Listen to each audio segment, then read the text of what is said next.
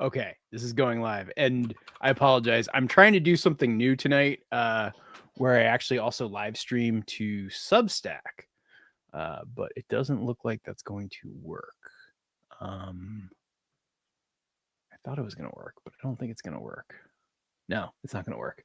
Oh well, just be us here on YouTube and Facebook and Twitch. So what's going on, everybody? Good to see you. Welcome to yet another farm meeting, and I also admit I'm able to now broadcast in both vertical mode and in like widescreen, like usual. And so if you're like watching on your phone, you can now do it. But like because of that change, like my view looks like a little screwed up, and I'm trying to like make sure that like my head stays in the center. Sorry, technical details you don't care about. I am glad to see you guys here tonight. It is so good to see everybody dialing in. I see D down in Fort Worth at 60 degrees Fahrenheit, which is much warmer than here where I know it's going to get cold tonight. Well, we're at 22 right now. In the next couple of days, it's going to get even colder. This is our monthly farm meeting where once a month I try to get on here, hang out with you guys, answer your questions, tell you some of the stuff going on behind the scenes that I don't usually have time to talk about in a video, and just kind of hang out, have fun, shoot the breeze. This is like totally informal. You get to ask your questions. The first question I'm going to answer tonight is from Andream. I hope I'm saying that right, or Andream. And they are asking, how's Pablo? Happy retirement to him. Pablo is good. I actually just put him down in the basement. Allison had to go to like a thing with some friends tonight. She'll be back in probably an hour or two, so she'll take him out when she gets home. But he still can't be left unsupervised in the house. But he's very happy to be inside the house. Like when I was doing evening chores, he was like already lining up at the door, ready to go inside. So I brought him in like right away. Yeah, that's where we're at. Hey, what's up, RJ? The plaque is coming. There's going to be a ceremony I probably do in the springtime that you guys will see. Yeah, it's chilly in Boston. Yeah, we're officially in winter. We got 7 inches of snow yesterday, and so I actually spent a chunk of the morning clearing out snow and doing that for the first time this year. Down in South America. So happy summer to the weirdest of bugs. Good to see you guys. Kisses from Poland. Wow. Haven't caught on Elf these live. Is that like an Elf on the Shelf reference? I don't know. Well, I'm glad you made it there, Krause Hollow. If you guys have questions you want me to answer tonight, be sure to leave them in caps. It makes it easier for me to see. Try to avoid throwing just general conversation in there, though, just because it's there. Shout out and thank you, as always, to our moderators like Katrina over at Sow and Tear. By the way, if you guys ever want to learn about like rabbits or quail or just watch videos from a very nice, kind human being, you should definitely check out Katrina's channel and her videos. They're pretty great. And also we have Danny, our other mod tonight,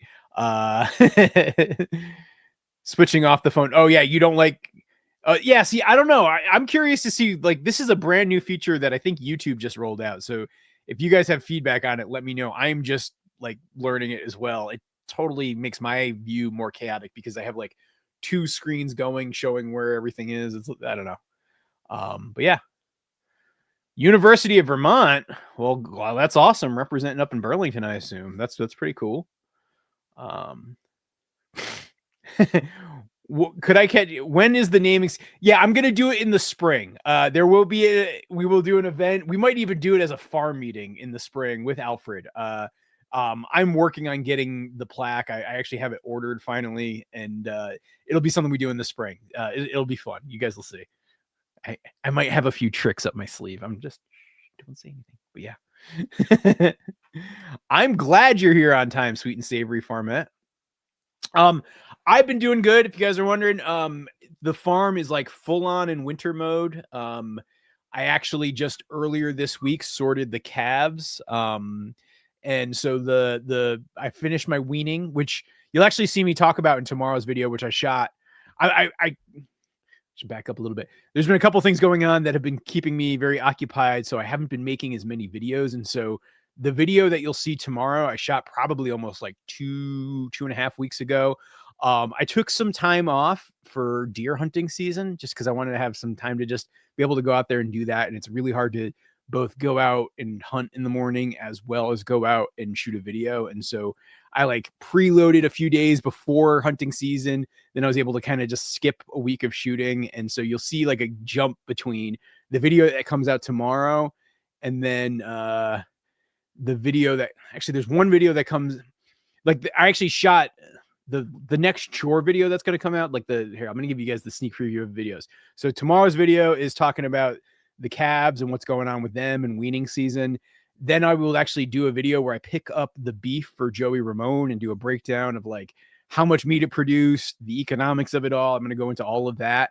And then like there's a big gap. And then the first video back is actually the video I shot this morning. So but you'll see that video probably next Thursday. I did go out deer hunting. I went out, I think like 8 days. 9 times 8 days. So one time I went on the back end. Hey, what's up, Mike? Good to see you, buddy. And so I went out. I didn't have any luck. So in case folks are wondering, I did not fill a freezer. And I probably won't do any. Hey, what's up, Maine Katie? Good to see you guys. And sorry, I get so distracted with the chat and trying to talk. I went out hunting, didn't get anything. I had I saw one spike buck and he was kind of far. He was like 120 yards away, probably 130 yards away from where I was in my stand. And like, I think technically he would have been a legal buck, but it was like on the border. And so I don't know if he's technically not a spike, but like it was like it was both a hard shot and not like the best option, and so I didn't take it, and so I didn't even fire the rifle the whole season. So yeah. Meg Zorn asks, people talk about the big stuff. What are some small things I'm most grateful for? Well, I'm grateful for Lil Barncat, who for some reason she's sitting in my recliner over on the other side. So I don't know if you'll see her. Let's see if we can coax Lil up into our thing, because I am actually very grateful for Lil. I'm actually grateful for all of our barn cats. I'm grateful for all of our animals, really. I am grateful for, I feel like I've had just like really good couple of weeks, just sort of chilling out, doing stuff around the farm. I have been working significantly on drawing. I've been drawing a ton this winter. If you guys are following me on Substack, you'll definitely see a lot of that going. I've been working on this graphic novel, and so I've been drawing a lot of that, but then I've also started doing like a whole like separate series of comics that I just draw on the regular. And I got to admit, I'm having a lot of fun doing them. And just to like, like give you an example. Hold on, I'm gonna share my screen and show you guys some behind the scenes of this. Share screen, share InDesign. Boom. Oop, hang on, share that. There you go. So like, for example, nope. Oh, wait, I'm sharing the wrong screen. Hang on. Don't want to show you. When I was saying my view looks chaotic, that's what my view looks like. So that's what I'm saying. Hang on. Wait, I'm trying to share. I want to show you like the comic I was working on today. Share window InDesign. There we go. So yeah, like, so for example, I just drew this comic today about, the short story of a long meal. And basically it just, hold on. View.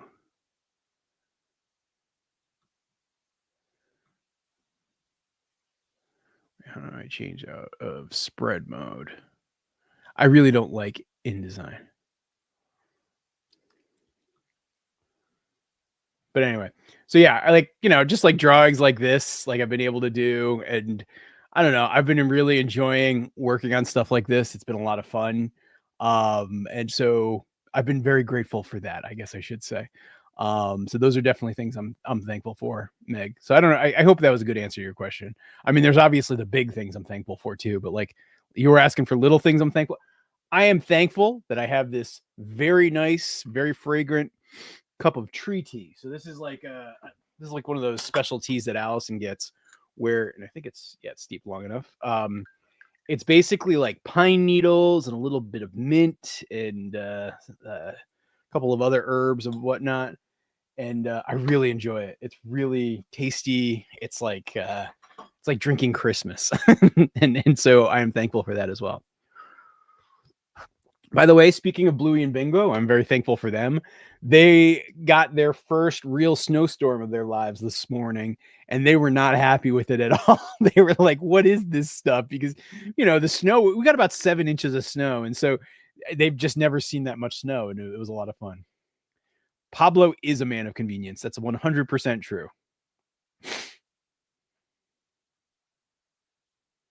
Morgan, how do you pronounce the lake Memphremagog? You struggled on the video. Did I? Memphremagog. I believe that's how you say it. I could be wrong. Yeah, we actually dehydrate a lot of herbs.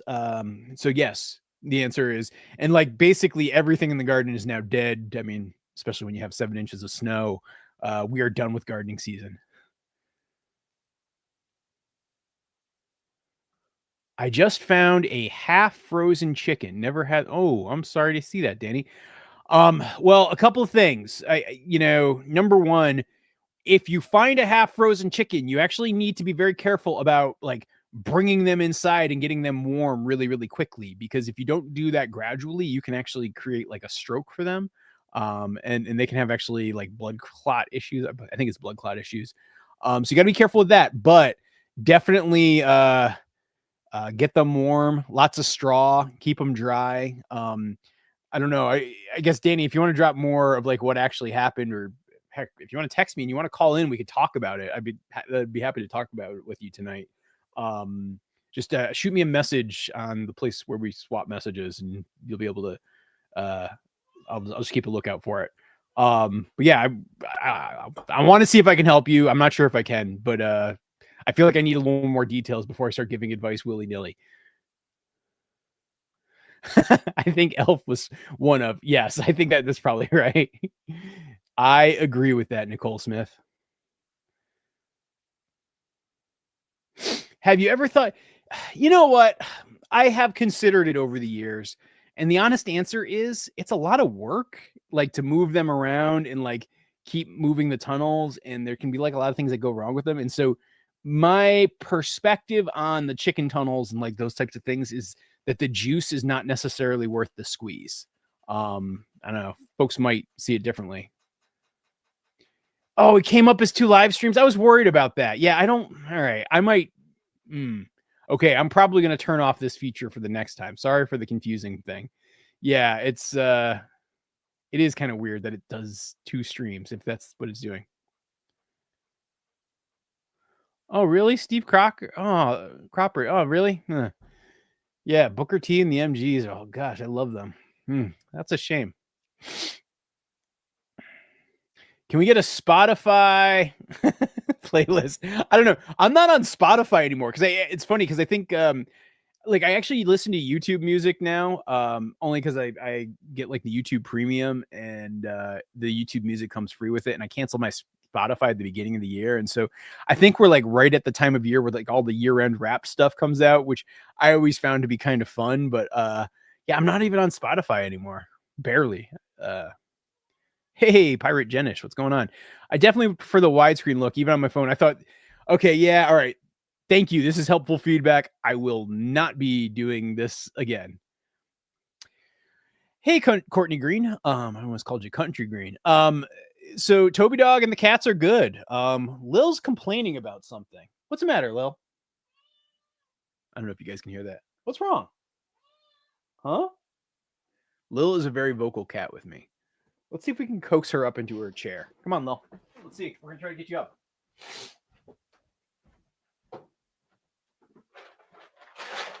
Got a couple treats. Come on. Can you get you hopping up there? Say hi to everybody. Let's see if she does it. Come on, Lil. Get up in here.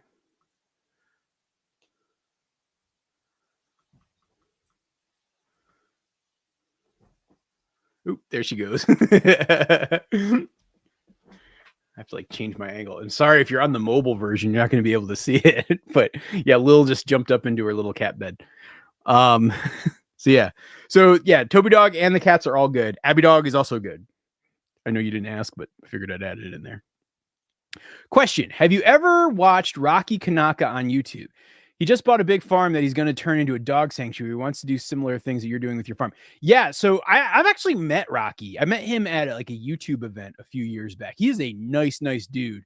I don't watch his videos regularly. Didn't know that he bought a farm, but yeah, he's a great guy. Like I like had lunch with him one time, like at this event, and like just shooting the breeze with him. Just really nice, genuine dude. So yeah, I'll have to check that out. So yeah, the cattle are good. You'll actually be seeing this play out in a lot of the videos. I had kind of like 2 chaotic weeks where Macho Man and all the calves were running around the lower yard, and I would like walk out, and I would like suddenly encounter, like Macho Man just like creeping there. Hold on, I'm gonna see if I can pull up a video here that I shot the other day that will give you a sense of what I'm talking about. Hold on, I'm looking for files here.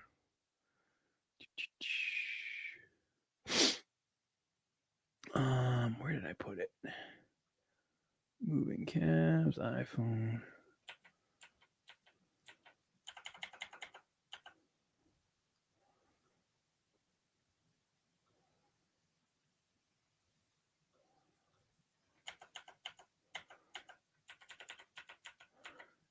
It was just it was hysterical seeing him just out like this. Macho Kids, was it down here?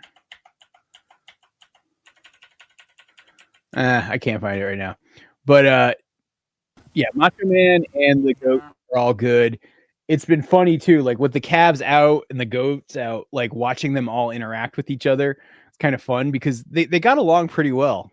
Oh, hang on, Danny's messaging me.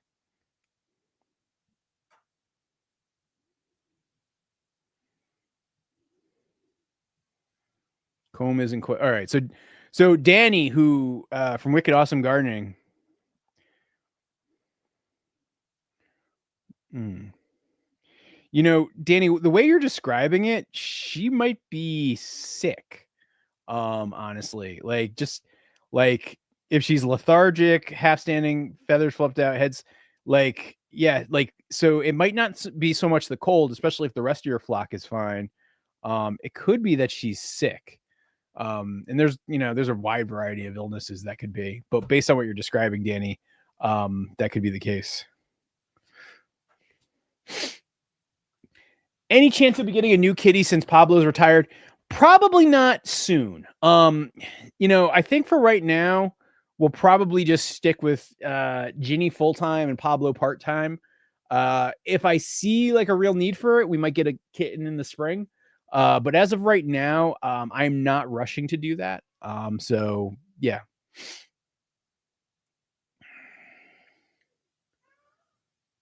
When are you going to do the? I was going to announce it soon. I will probably be announcing it. I'm going to do another live stream or two with my friend Jess in the next couple of weeks, and as part of that, we're going to be doing a couple of contests. So Jess and I, if you guys don't know, so Jess Sowards from Roots and Refuge Farm, she and I are going to be doing some live events. So we're going to be doing like live events at theaters. We're going to be doing one in Boston and one in Charlotte. January 31st is Boston. February 7th is going to be Charlotte. And so as part of that, we're going to be doing some giveaways, and one of those giveaways is going to be related to naming the unnamed bee girl that I've kept unnamed this entire time. Hang on, I'm trying to pull stuff up. Something real live show. There we go.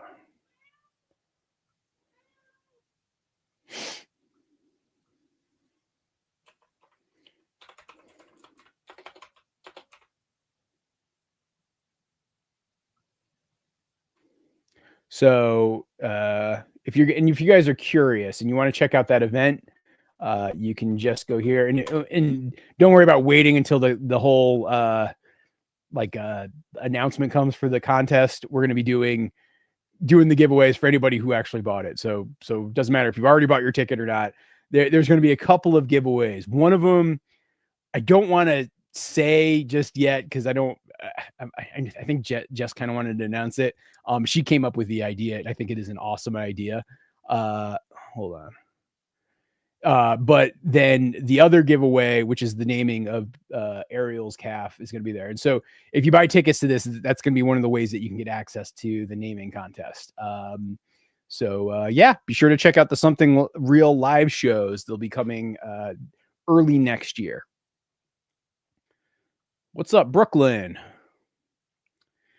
The animals are good, Michael. You know, hang on, let me see. I'm going to see if I can get you some footage from this morning just to give you a snapshot of what life is like on the farm right now. But yeah, with the 7 inches of snow, everybody's doing pretty darn good. I had like a Bluey cam and I had an Abby cam going yet today. So let's see if I can dig up one of those feeds.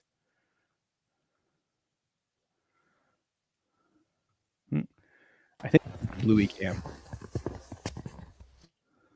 Yeah. Here, well, I'll talk to you guys while we have Bluey cam going.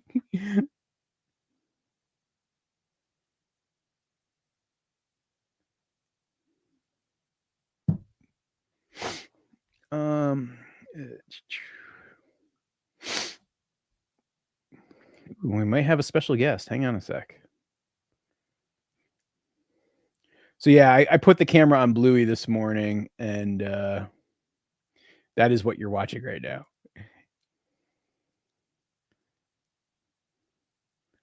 I got to admit, I kind of love watching the animal cams. I personally enjoy it. I know some people are kind of mixed on them. Some folks don't like them. Some folks think they're just kind of weird. Some people get motion sick from them. But for me personally, like some of my favorite footage to watch is when I have the animal cams.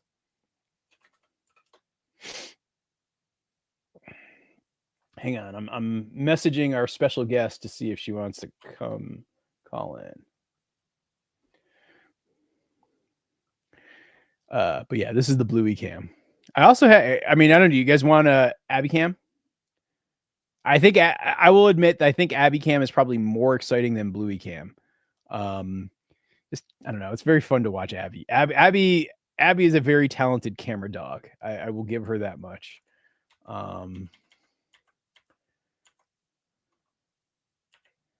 Except, the one problem with the Abby cam footage is it going to be turned the wrong way? Here we go.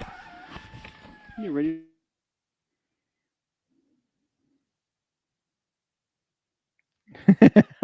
I'm making Danny said she's gonna change. I feel bad. Don't, Danny, if you're not up for it, by no means feel compelled to. So yeah, Michael, this is what the farm is looking like right now. And I'll take this view off because I know that that's gonna make some folks seasick. All right, I'm gonna keep answering questions. Don't want to go. Yeah, Joey is definitely gone. He and I'm sorry, I'm laughing. I don't mean to laugh at that. I'm laughing at the message that Danny just sent me. Yeah, so he was actually butchered on the farm. Let's see, it was the basically when was it? It was November 3rd. So it was basically a month ago today. Was when Joey Ramone was sent to the Great Freezer Beyond, and he is I mean, I think in my opinion it went about as good as it could. Here, I'm actually going to share this with you guys.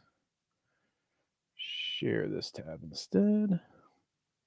So if you guys go to my Substack, you'll notice I've been putting out these new weekly comic strips. There are all sorts of variety of stories from the farm.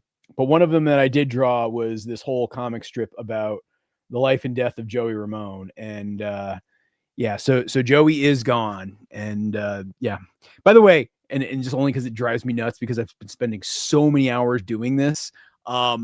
These are drawn by me, please.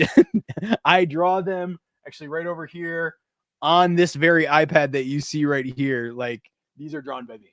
But yeah, like I tell like little stories about what's happening around the farm. Like, for example, the story of Joey and what happened with him. And there's Pablo drinking the bucket of ketamine blood from Joey's castration. But yeah, so Yes, sadly though, he is gone. But he's also actually back because I actually had a Joey Ramone burger for dinner, if you could believe it.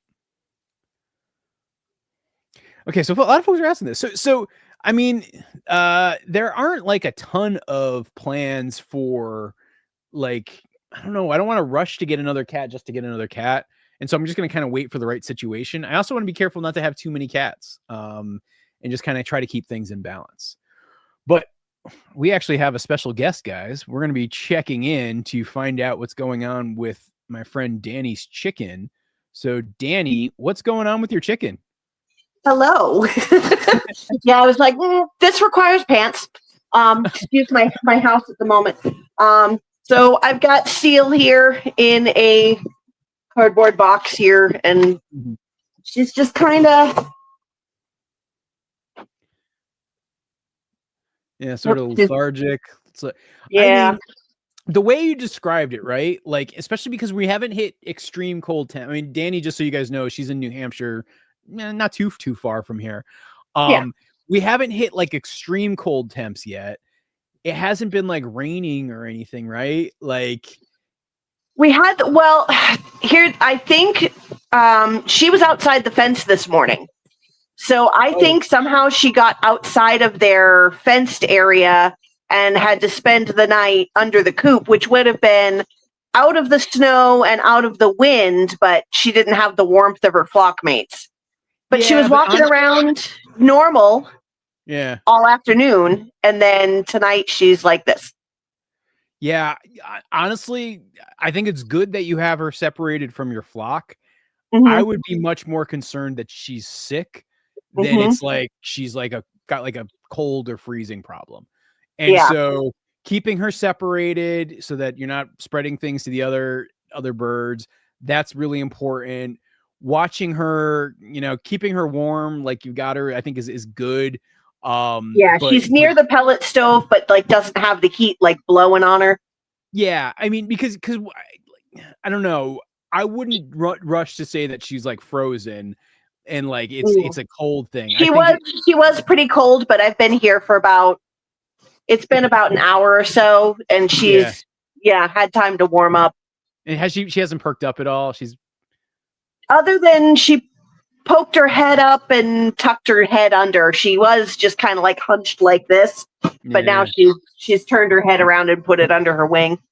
Yeah, I wouldn't want to tell you what I think she's sick with, but it definitely that everything you've just described and shown me would say it's much more likely that it's a sick bird than a cold bird.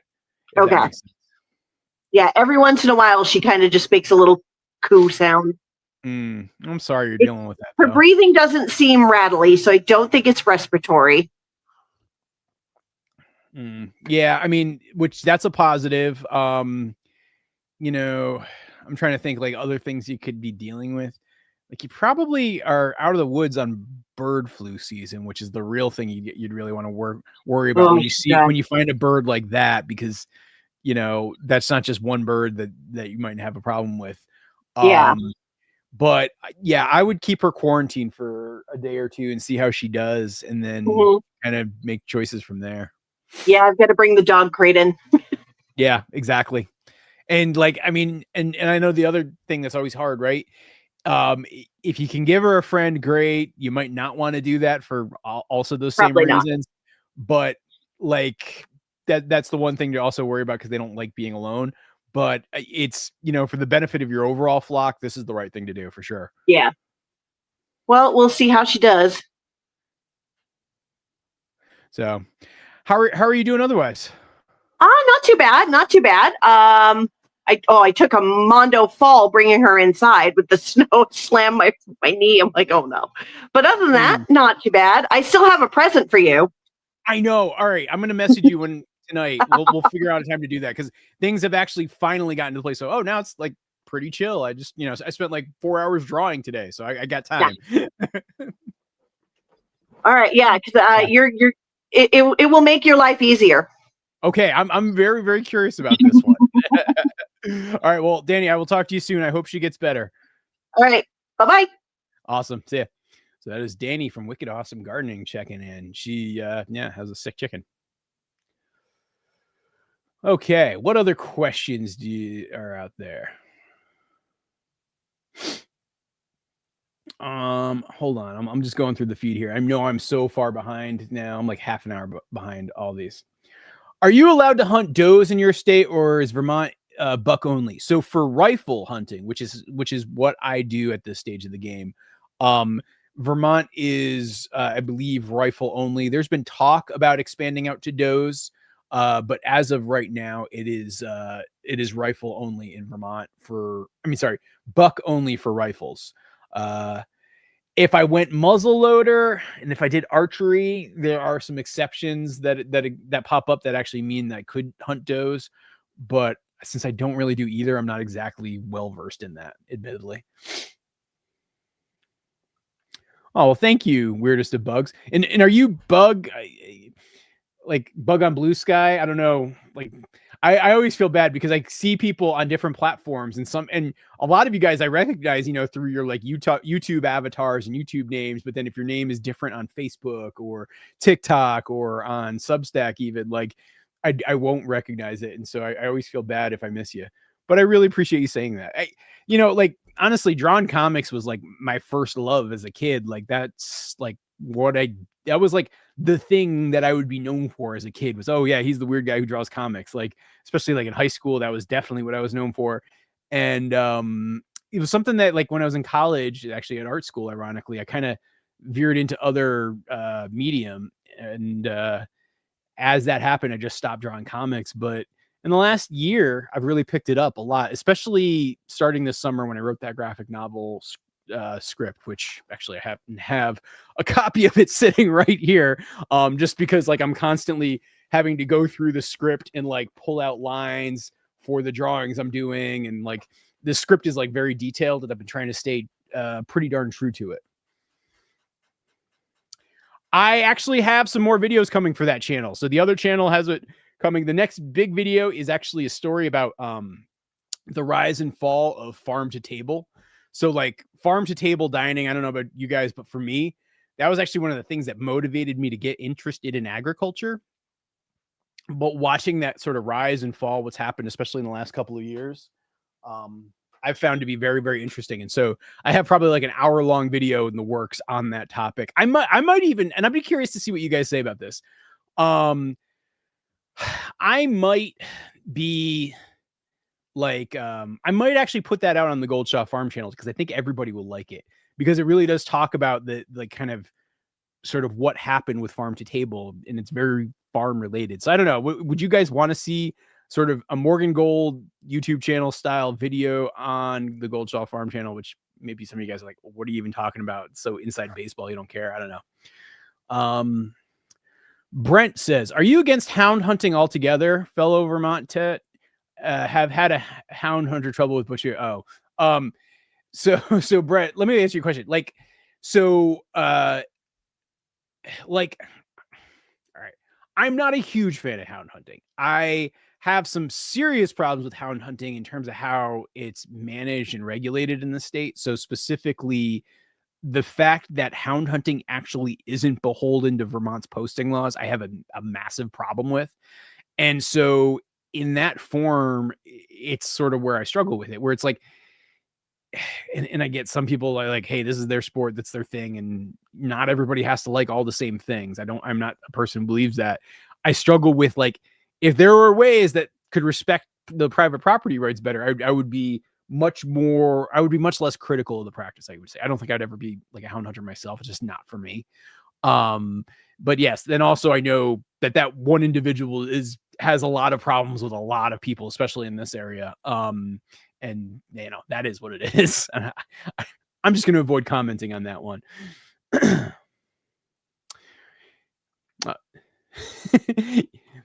Yeah, Mike, I will admit, I actually made like a whole Substack rant talking about that one, because that's actually one of the other bonuses that happens on my Substack. I'll like write like actual essays too, where like basically a couple of folks, I think I posted some of my comics to Instagram, and people just like immediately started calling me out as like making AI slop. And the reality is that is my own fault. And I feel like it would be disingenuous of me to say anything other than that, right? Like, I have been a person over the years who has used AI.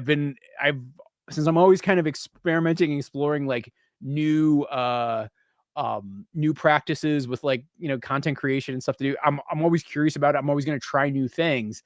Um, but I will admit that like part of what I've been loving about drawing my own comics and doing my own stuff is the fact that like I'm realizing that the challenges of creation make better creation. And so you will actually see me probably not really using much AI anymore, as kind of my thinking has shifted on this one. And I will probably make either a video and or essay on this topic in the not too distant future. But it's like one of those things of I'm seeing the net effect of it all. And this is a lot of people warned about this. And I was like, yeah, I don't know. Is that really going to happen? And I was wrong and they were right. It has me kind of thinking it differently, but yes, I have been accused of it, but I can show you the work. Even I think I even show some of this work in this video specific, or in this essay specifically. It is not AI. It is all drawn by me. Like I even go back to like some of the comics I drew while I was in high school, to like even going into like how I draw and make the comics that I do today. Like, so this is like a panel from a comic I put out last week, to like even, and this is actually, there's even a couple of scenes from the new graphic novel, at least rough scenes. I don't know if I'm going to make them forever. I've got some things I want to update and change, but like this is the graphic novel I'm working on, is what you're actually seeing on the screen here. All right, I'm really curious what Brent's saying. Don't agree with Butch. I hunt with rabbits and see both sides. Oh yeah, he won't talk to me even remotely at this point. And I would totally sit down and have a conversation with the guy, but not. I honestly, yeah, I don't have nearly as much issue with rabbit dogs. I have friends who have rabbit dogs, because like the way the rabbit dog process is very different than like say bear or coyote. And I think a lot of folks kind of miss that, where the ranging distance isn't nearly as much how you do it, like kind of where you're going. You're going to specific places with the rabbit dogs versus, like bear, you're ranging 5-10 miles. Like, so whether or not land's posted, whether or not you have permission to be on it, that gets kind of trampled over. And that's honestly at the core of it, Brett, for where my issues stand with hound hunting. All right, you know what, guys, I'm gonna actually stop the second broadcast because a lot of people dislike it, and I admittedly dislike it too. It kind of drives me nuts. and I think it's actually hurting we're not getting the normal number of people on the live stream too. Not that really matters much, but like I think it's driving everybody crazy. Dog walker. So I am sorry. Of course, I'm not sure which one it is to end, so I might not be able to do that. Sorry, that might be something out of my reach at this standpoint. Okay, keep answering questions. I would say for most of the sponsors, they approach me. I probably get 10 to 20 sponsor offers a day. And that's not an exaggeration. Like I get that many. Some of them are total garbage. Some of them I consider, but then just they're not right. Either it's not a product that I would use or even interested in, or like, like for example, I get like, gambling apps, or like weird like mobile games that are like kind of scams with like lots of like like things you have to buy as part of the mobile app.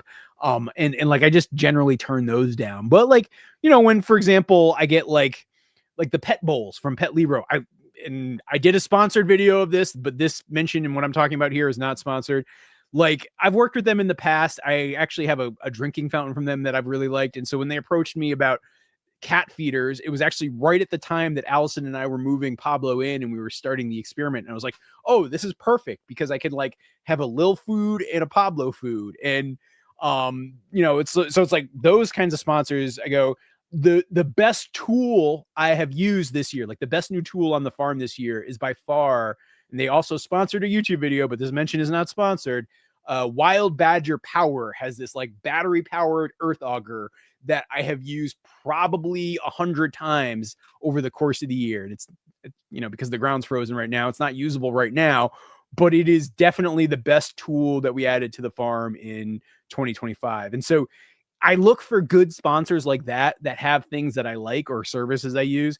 I'll go to another example that's probably way more controversial, but and let me just say, BetterHelp has sponsored videos of mine in the past, and so they have been a sponsor of this mention. And what I'm talking about here is not sponsored or sanctioned by them. I personally, just like for my own talk therapy, I actually use BetterHelp, and so when they've approached me, I've been like, yeah, I know people have issues with them. I've actually looked into it. I don't think it's nearly egregious as it's portrayed as. I also will say that when it comes to rural healthcare and getting like rural mental health care, it is really, really difficult. And they offer what I think is a good solution. And so I know that's controversial, but another example of if I feel good about the sponsor and they approach me, that'll be the type of sponsor I work with. Yeah, Nicole, I got to admit, I'm a huge fan of this tea. It's like, it's made by some folks here in Vermont. Like you can get it at the Buffalo Mountain Co-op in Hardwick if you're in the area, and it's outstanding. Nice Catholic girl says, yeah, we turned polar. Yeah, like it went quick. Like it was like last like week or two. It was like, oh, it's getting cold. It's getting cold. Like I was out doing stuff today, and I'm like, yep, we're in winter. We're in full on winter now. All of our teas come courtesy of Allison. Like, if it was just up to me, I'd probably have like generic green tea and generic peppermint tea. Like, that would be the type of tea I have. Allison has maybe 65 teas downstairs, maybe 70, somewhere in that neighborhood. She loves tea. That is like her go-to choice of beverage. She has different teas for different times of day. She's all about tea. And so that's what guides it.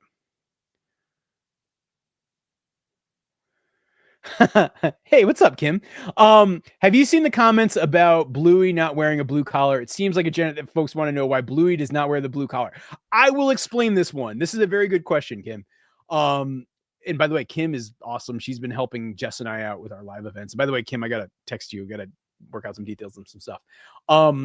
So let me explain why Bluey wears an orange collar and Bingo wears a blue collar.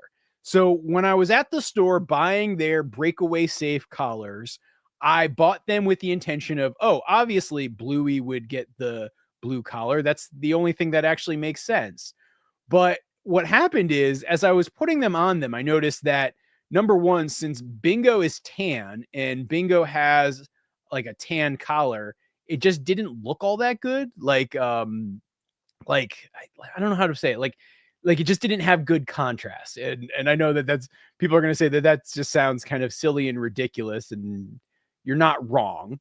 But what I will also say is that like I actually kind of liked the idea of having them swapped up. And so yes, and it's funny because so I guess they're technically Allison's second cousins, but they're like nieces and nephews. They came to visit the farm this past weekend, and they were so confused by it too. They're like, wait a minute, that's not right. Why does Bingo have the blue collar? They were like very mad about it. So you guys are not alone. Maybe I'll switch them, but part of me actually kind of likes having my collars be kind of goofy foot. And so I don't know. We'll see. But that is actually why Bingo has the blue collar and Bluey has the orange collar. But yeah. Here's a nice little drone shot from this morning. I was trying to find a shot of Bingo and Bluey with their collar, but I couldn't. So honestly, RJ, this was the first plow of the season. We've gotten snow, but like it's always been like dustings, and I don't usually bother to plow if it's like less than an inch. But I definitely went out and did the full clearing today, and that was the first time. Yeah, I mean, I've actually thought about trying to harvest more pine and spruce stuff. I actually just cut our Christmas tree earlier today. And so I don't know. Yeah, but I should actually make my own, stuff with like either spruce tips or pine needles or a combination of those things, because that's basically this tea that I'm raving about. It's mostly that stuff.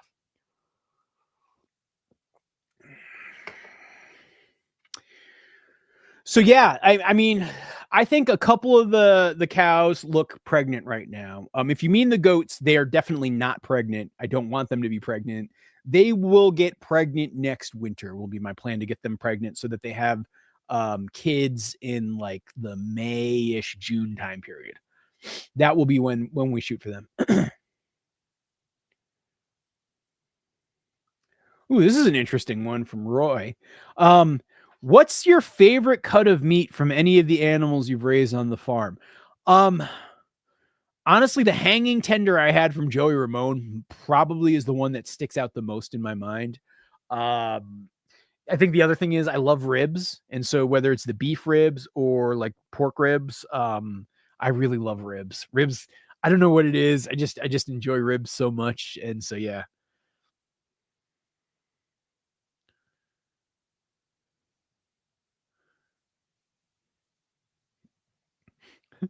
Yeah, I don't know. All right. Have you solved the Yeah, so I kind of have, Allison. So I actually built a bucket cover that lets them like dip their noses in, but doesn't keep their ears in. But I haven't really used it yet because what I've noticed is with the girls, they're really good about like going into the bucket and it keeps their ears pushed back. And so I haven't even needed to use it yet. I don't know. I might still install it. I got to actually go out there and put the heated waterers out there. But yeah, it's not the problem I thought it was going to be. And I like did a ton of research trying to like figure out like hey, is this going to be an issue or not? And it turns out it hasn't been. So I don't know. There you have it. Nubians can be cold weather animals.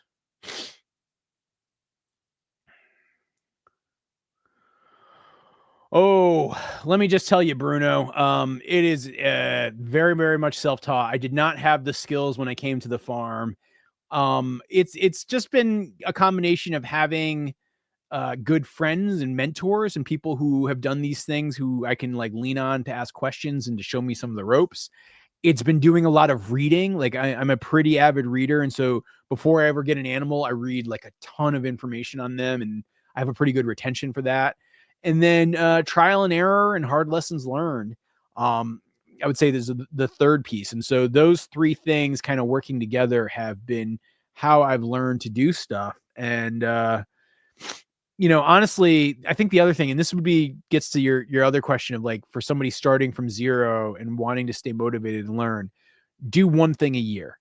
Like, so for example, you know, don't try to do chickens and ducks and goats all in the same year. Like, do chickens one year. And if you get like comfortable with your chickens, then maybe add ducks, then maybe add pigs, then maybe add other things. And like go slowly in terms of how you add these things. Don't try to do it all at once because that is honestly the biggest place where I see people fail and I see people go crazy with that stuff. And yeah. So good luck to you. Fuzzy Tail, you made it. I'm so glad. Oh, you have a Maremma too? Yeah. Yeah, we have two of them, Toby Dog and Abby Dog. And yeah, they're such good pups. Hold on. I'm gonna see if I can actually get the Abby Dog while I'm talking to you guys. See if I can rotate the Abby Dog footage and show it to you because it was just so much. There is something really incredible about watching Abby Dog play in the snow.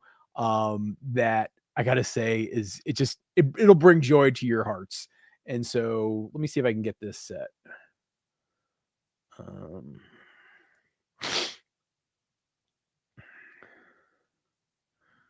Gotta rotate it clockwise.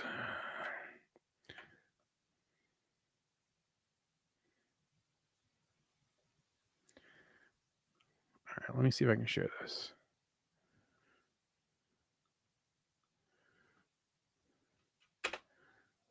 There we go. Yeah, I'm gonna turn off my volume here. But yeah, this is the Abby Cam, so we can talk while we have Abby Cam going.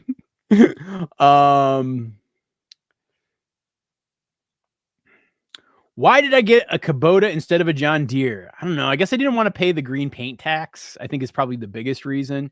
Yeah, I mean, Kubotas are really reliable. They're really easy to work on. A lot of the stuff and parts are cheaper than John Deere, but the quality is arguably the same. That has been my experience. I have zero green paint loyalty, which I know makes some people angry, but yeah.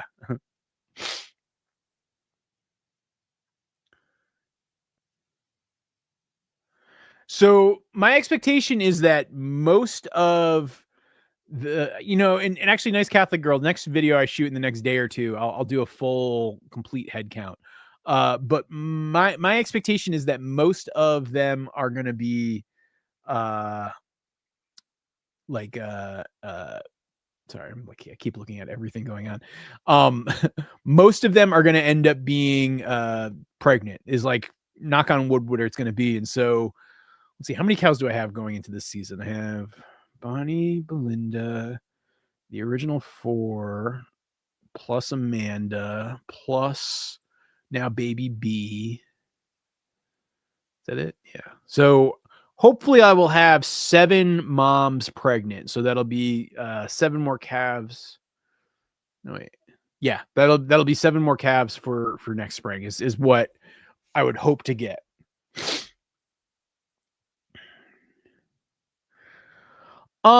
What supplement do I take? So I will say, I do take and I don't want to say exactly what it is, but I do take a prescribed medicine from my doctor, for my ADHD.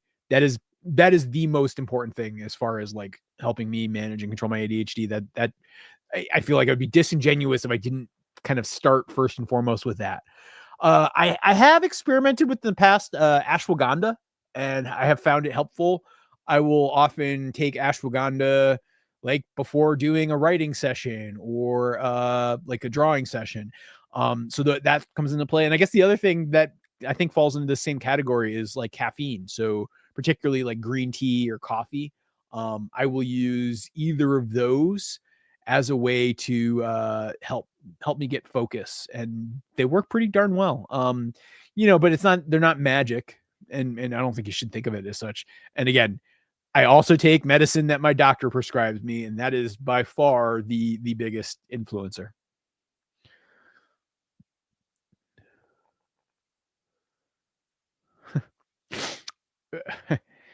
Yeah, well, Brent, I would totally have a conversation with you, man, especially if you're like local to like here in like, the Peacham area. So if you wanted like to shoot me a message through my website or something, yeah, I totally would have a beer with you just to shoot the breeze.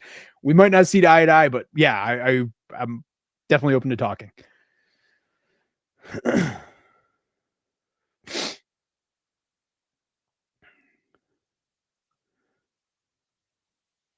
Oh, yeah, you know what? Yeah, I apologize for this. I will not do it again. I promise. And good to see you, Jill. Wow, there's a lot of calls for new barn cats. I'm gonna have to have a conversation with Allison. Oh, this is funny. You can kind of see this. So there is a hole that got kind of ripped in the side. I got to go in with like uh, plastic and tape and patch this up. But it's funny because Abby likes to poke her head through it. And so like I think when I shot the part that you're watching on the screen right now, I went to like go get food for the birds and get a couple things set, and I left Abby in there. And I definitely caught her a couple times poking her head in out that little hole, like watching for me. And that's exactly what you see her doing right now.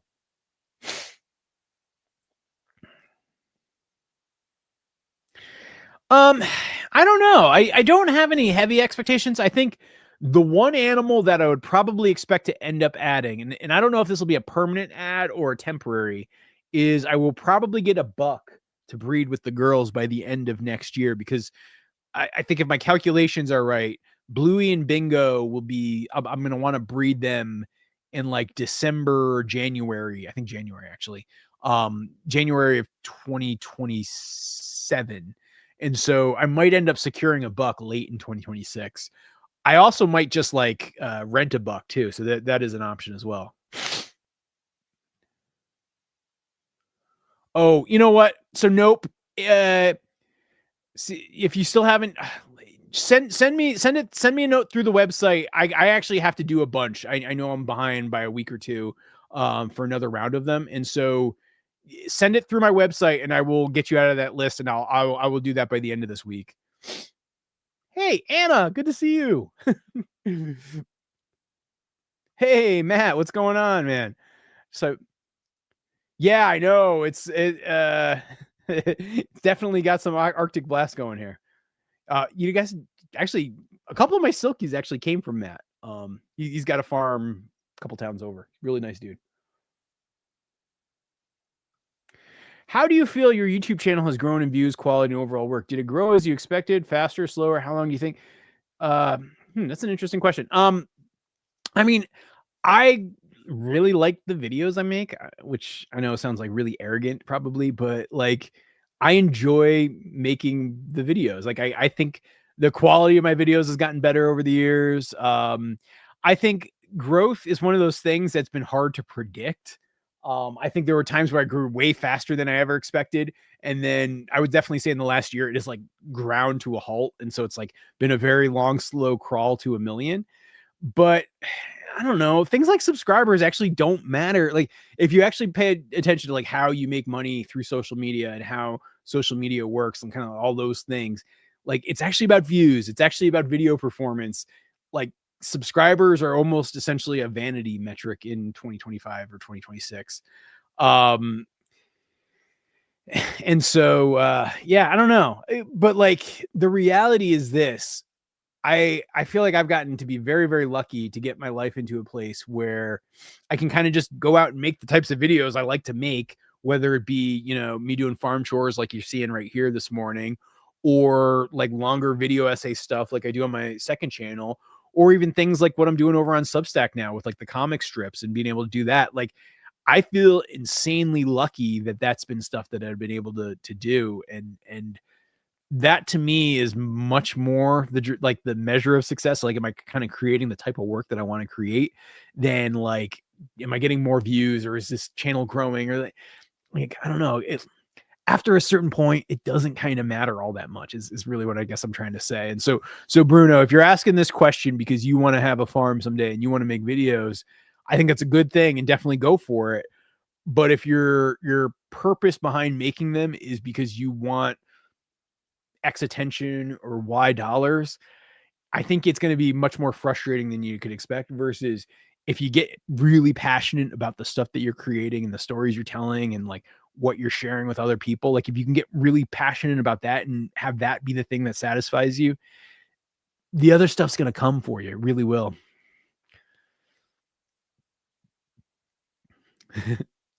I love watching Toby Dog with Abby Dog.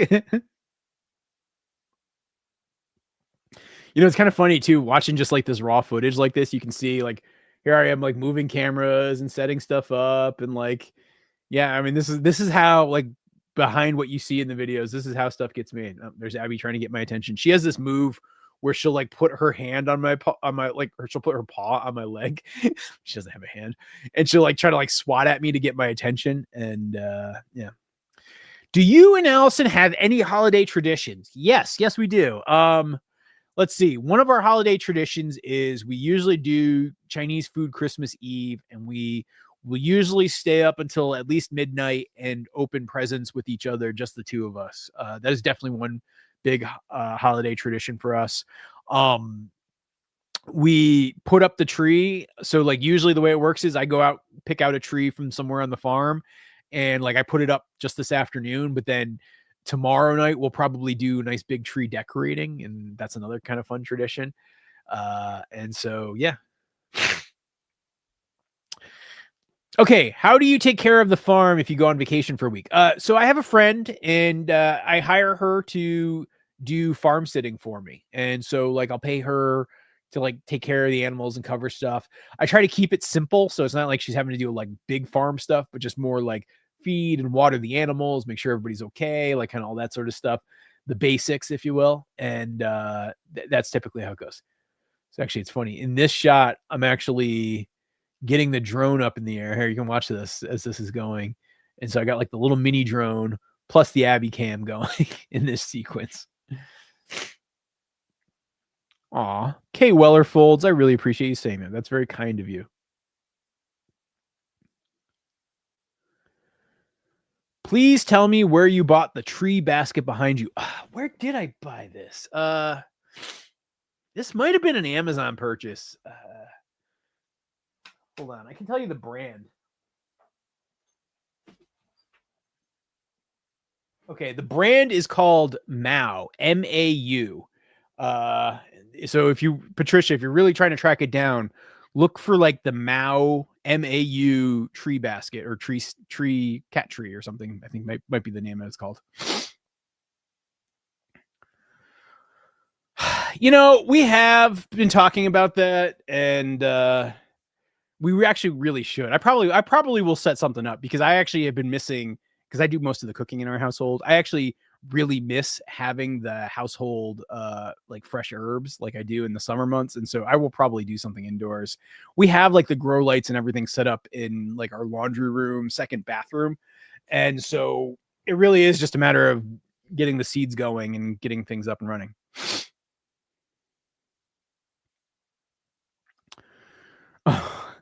So Nat Natster Gmail. I was actually intending to have it available for sale today. I just got sidetracked with other things, as I am prone to doing, and I haven't bagged them all up. And so I have them all. I have actually all the catnip is dried. I have most of the catnip ground. I just have to bag it. Really, is the biggest thing. And so it'll go on sale this month at some point. You guys are going to see probably a couple of special lives pop up this month, and it'll be for one of those. Oh, you and Rick are going to be there. That's going to be awesome. I'm looking forward to that. That's going to be a lot of fun. Oh, I wasn't saying that the 7 inches of snow is any sort of record at all. It's not even close to being a record. What I'm just saying is like it's like our first like actual snow. Like it's probably snowed like 9 or 10 times so far this year, but like uh we just haven't had much accumulation. Excuse me. And so I'm just saying that we had our first actual snowstorm that I had to come out and like plow for. That's the real answer.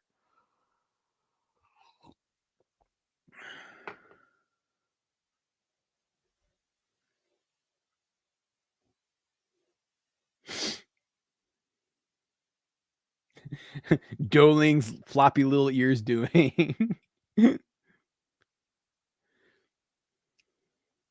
Now they are good. They are very happy girls. They're adorable. They're such sweethearts, really. I will admit, like I mean, I love the boys. The boys are great. They're like comic relief. They're just big bruisers. The girls are just so sweet. I really have fallen for those girls. Yeah, so the problem is actually logistics. So like the footage you're watching was stuff I shot this morning. I could do that. Twitch doesn't really like it when you actually have like rebroadcasted footage, and so that's kind of the problem. And like I don't have the ability to like stream this stuff. You can actually in this shot see the drone following me around. Um it's pretty cool. Abby does not like the drone. She's like very suspicious of it. Like you can see it up in the upper left-hand corner of that shot, kind of right by Abby's muzzle. It's right there. And then folks are wondering too, why is that black string right there?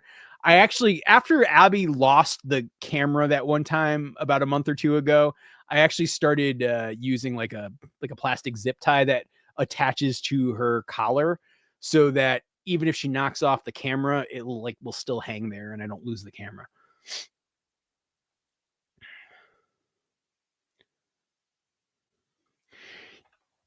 Um, you know what? So the boys are hefty. I will admit, the boys, they feel like they've gotten heftier too, and I don't feed them anything other than hay.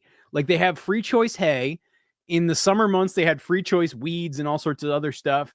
I would like sometimes use like a handful of alfalfa pellets just to like call them in, but not like a significant part of their diet. But I think they just like eat too much grass. I got to figure out a way to give them a diet. I do give the girls a little bit of grain, but partially because they're growing and also partially because they're going to be dairy animals. And so they're going to have just different dietary requirements. But yeah, they are also very fluffy too. Like they've got like a lot of fur on them. And so it's a combination of the two. So you're not wrong, Meg.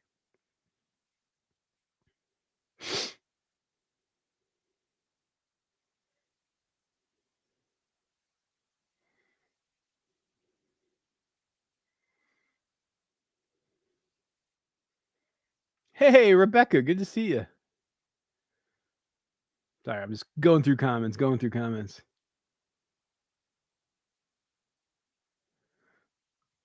You treat your animals the way you accuse hound hunters how they treat theirs.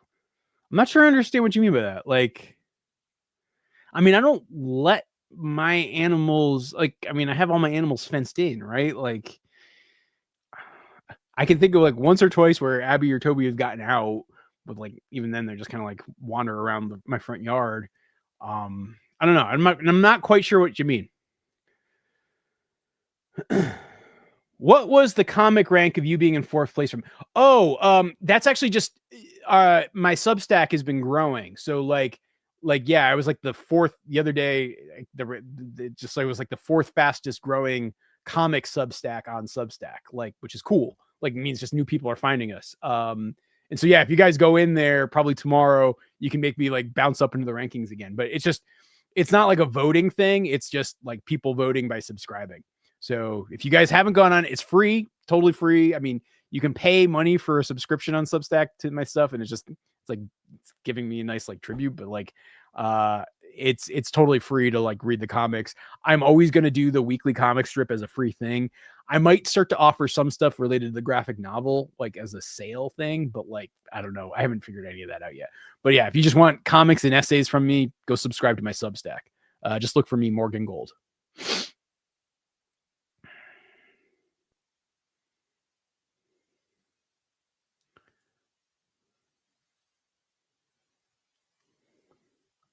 Have you ever hound hunted? Okay, Brent's got strong feelings. I have gone on hound hunts, multiple actually. Like, so I've gone out with a few different houndsmen. Spending like morning going out with them, kind of doing the thing. I've done that a couple times. Any chance to show a time lapse of you drawing comes?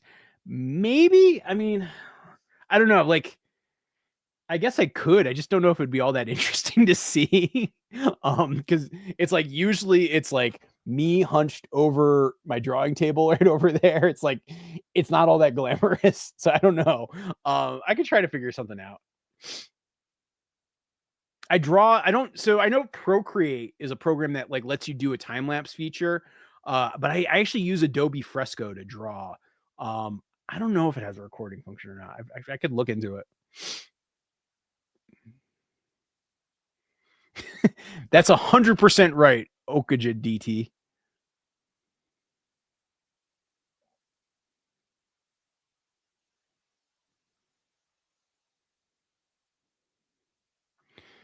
I mean, yeah, I mean, Josh, I agree with that a lot. Like, yeah, I mean, that's actually at the core of my beef. It's like, if you're passing through posted property because your dog's in pursuit, that's not okay in my book. I mean, I don't know.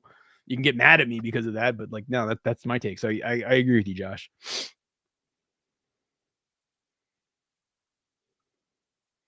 Oh, D quit bleaching. I mean, I will admit, I know so many of you guys just based solely on your app. Like D is like a perfect example where like I just know of D from her avatar. So I just always assumed you were a platinum blonde D. Oh, hey, thank you for that kind donation to the Vermont Food Bank. Which, by the way, guys, thanks for all the support on the Vermont Food Bank thing. So last month I gave away 30 geese to the Vermont Food Bank, as well as I gave away, I don't know, how much money did we end up raising? I got to admit, I got to pull up something to tell the total. Hang on. We ended up raising $2,500. So thank you for all the support. And yeah, I feel like that was awesome, and I really appreciate it. Um, have you? Oh, And by the way, Morbidra, I hope I'm saying that right. I will absolutely tomorrow morning give Toby Dog and Abby Dog hugs and treats on your behalf. So thank you for that. Have you ever tried skiing or snowboarding yet? I know. So I have gone skiing once in my life. I have never gone snowboarding. I I don't know if I will. I mean, Allison loves skiing. Allison, like this time of year, she is now like in her glory, and she will be in her glory until I don't know, late April, maybe early May. And so she loves skiing. She probably goes and hits the slopes 100 times a season. Uh but for me, I don't know. I'm just so clumsy and accident prone and uncoordinated. We both agree that it would be a bad idea. So I have gone skiing before, but I have no intention of going skiing regularly. I think cross country would be the only example of skiing that you might see me doing more of.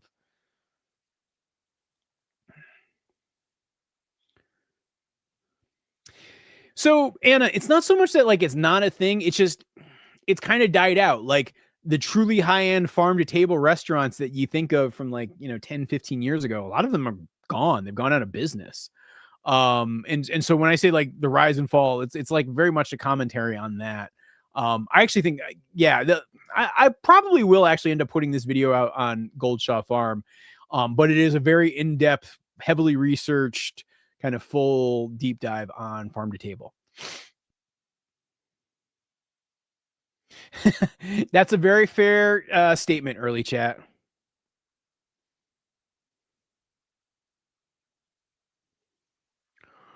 When you were living in Connecticut, did you ever go to the Webster Theater? Oh, all the time, David Wolfson, all the time. I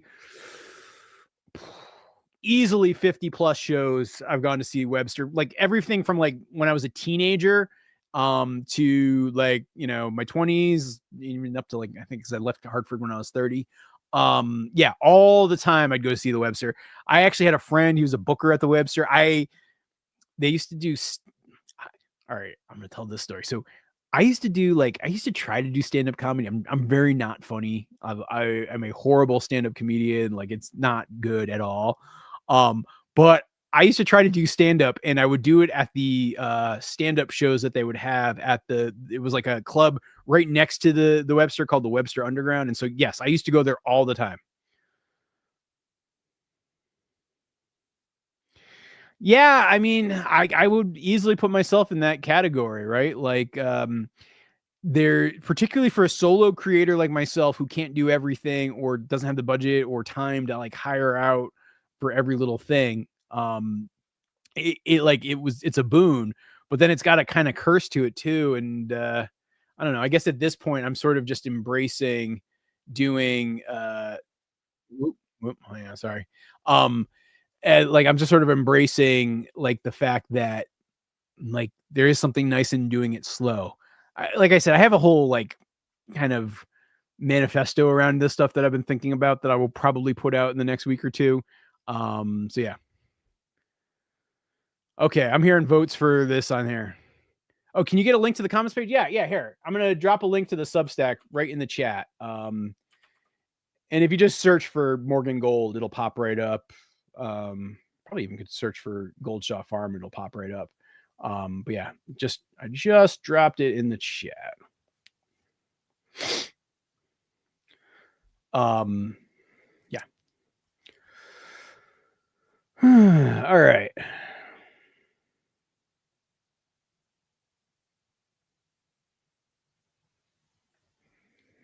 Okay, I'm keeping up with the questions here. Yeah, I actually do have a full fence line for the dogs. So like the yard that you see Abby in right now, like on the screen, that's like 10 acres fenced in. So it's like woven wire. So the outer perimeter fence, not the one into the goat yard, which is what you're looking at right this second. There's like another fence on the other side. It's about, technically it's like 9.5 acres. That's fenced in. It's like 5-foot high woven wire with an electric top wire on the top. They've never gotten out of it. I have had an issue like this happened like twice this summer or fall, where Abby like would get out of the high tensile fence, which is up on the top pasture where the cattle are in the summer. But when she does that, she like just runs back down to the house. So she actually doesn't even leave the property. But yeah, so that is typically how it plays out.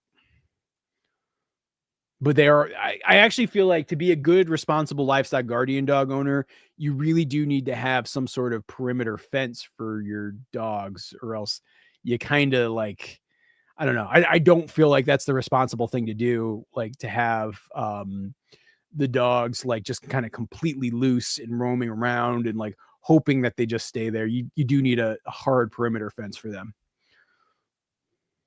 And like I would discourage anybody from getting livestock guardian dogs unless they had that ability to fence in somehow. Cersei the murder chicken. Yeah, so you mean Margie the murder chicken, but yes, I know she was the Cersei Lannister of chickens. Yeah, wow, Crystal. Those are some real back in the days stuff. Yeah, it's funny, like I actually rehashed that story in the new book that's coming out. Like the whole Margie the murder chicken saga and her like knocking off her siblings and like engineering. Oh, actually, wait, I think you're going to watch. Oh, yeah, you can kind of see it here. So people were asking about the goat's ears, and I'll be pouring their water in a second. And when you see it, you'll actually see like Bingo drink, and you'll see, or Bluey drink, I should say. And you'll see how she keeps her ears out.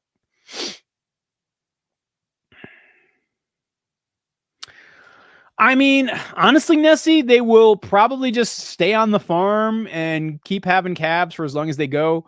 I don't think anybody's older than 10 years old. And so they easily have another decade-ish, maybe a little less than that, but probably about 10 years.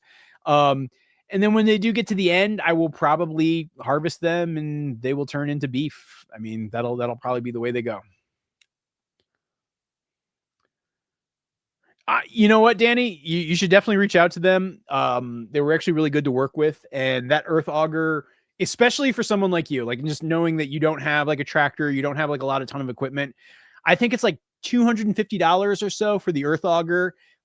It's heavy, and so I will say, like, you got to be able to like physically work with it, and that can be tough. Like I know, for example, like Allison can't use it by herself.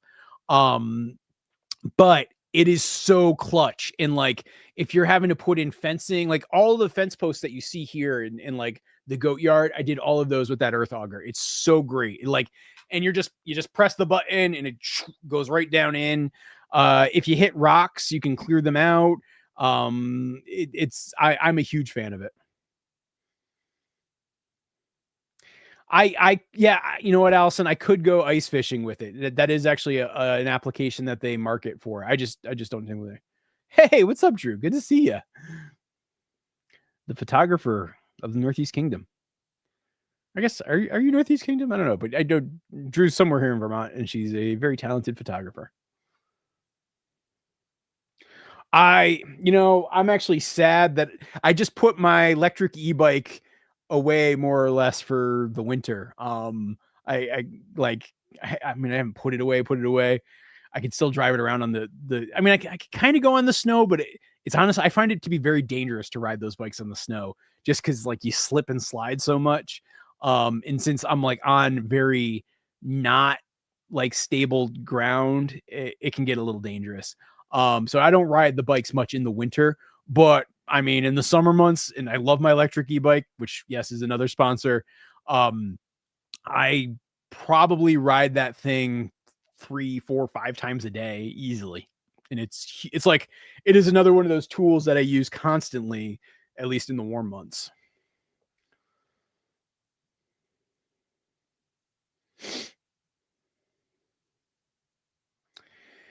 Yeah, I guess that is something to amend to. So like Spot On, which is like a GPS like fencing collar like system, like you could try using some of those.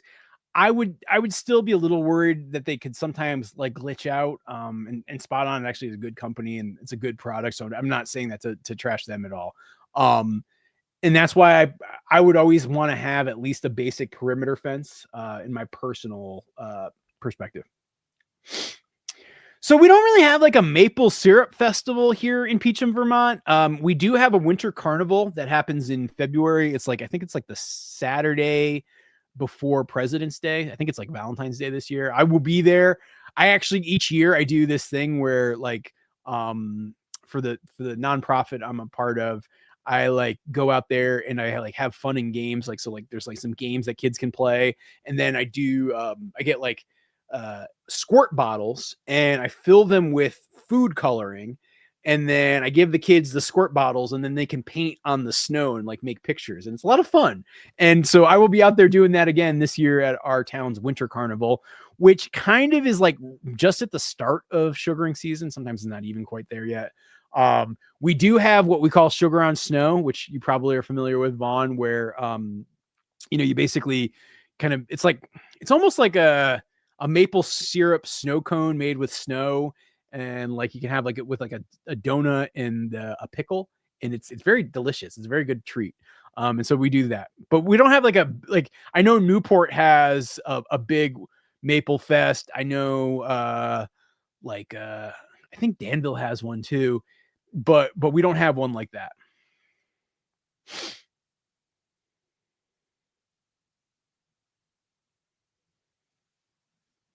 Yeah, it's Goofy Foot, exactly. And actually, by the way, it's funny that I've gone so long in the chat here. We're coming back to this topic.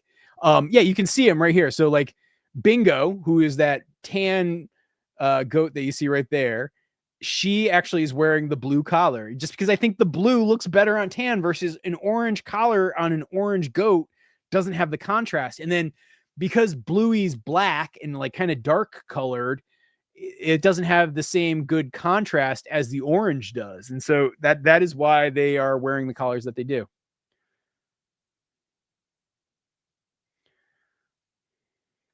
Ooh, a spruce soda would be lovely. I love the taste of spruce. I actually, and yeah, I saw somebody suggesting spruce syrup. So yeah. Mm. All right, so Katrina, honestly, there's not like a magic date kind of thing.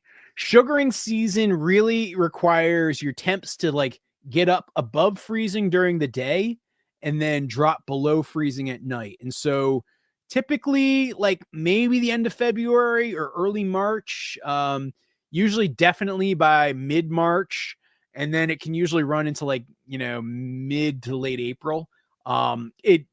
It's such a crapshoot. Okay, Elizabeth. In a video you mentioned you would preferred trail camera. You know what? I didn't do that. You're right to bust me on that one, Elizabeth. Let me see what I can do.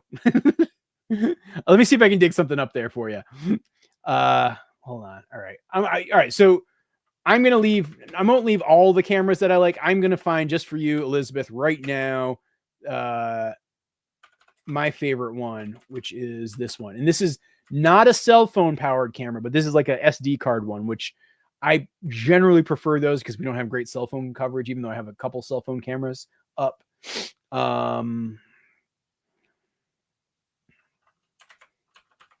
Spy Point HD cam.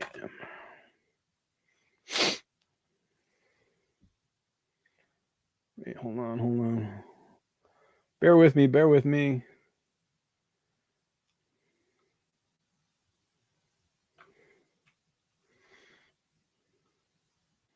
Here, we're gonna go on the. I don't know if you guys know B&H. That's who I usually like buy a lot of my video equipment from. I'm gonna look on their website for it. Share screen. Spy Point B&H. Oh,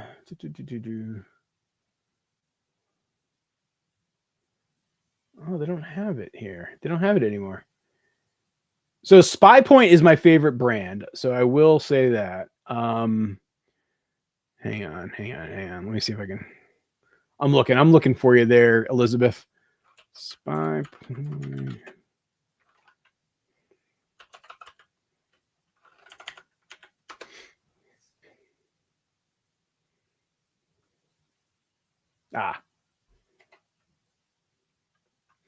So yeah, here it is. So it's the Spy Point Force Dark would be one, and they also have a solar version of this. Find trail cameras and devices.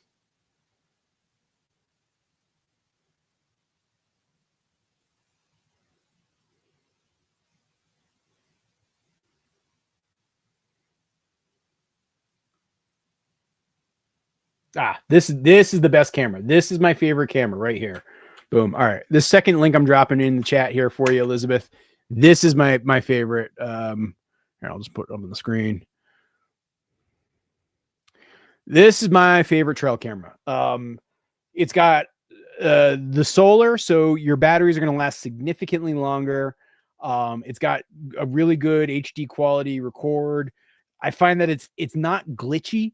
Like so many trail cameras can be kind of glitchy and have funky, weird problems with settings. They're like, I found these to be kind of bulletproof. The detection and triggering stuff is great. If I could only pick one camera, not to say that there are other ones that aren't good, this is the best one in my opinion. So there you go, Elizabeth. Sorry. I always forget. See, what happens is I'm recording the video and I'm like, oh yeah, I can just find a way to do this. And then, future Morgan's way too busy getting ready to post the video, and he forgets the fact that he even mentions that he included that. And so then poor Elizabeth is left wondering where her trail camera suggestions are. So my bad. Oh, I'll definitely be tapping maple. So I usually sugar here on the farm. We don't have a ton of maples right by the house, but we got about 10, 12 trees that I usually tap, and we'll get like a gallon or two of maple syrup over the course of the season, and it's like enough for us, and we really enjoy it. So yeah.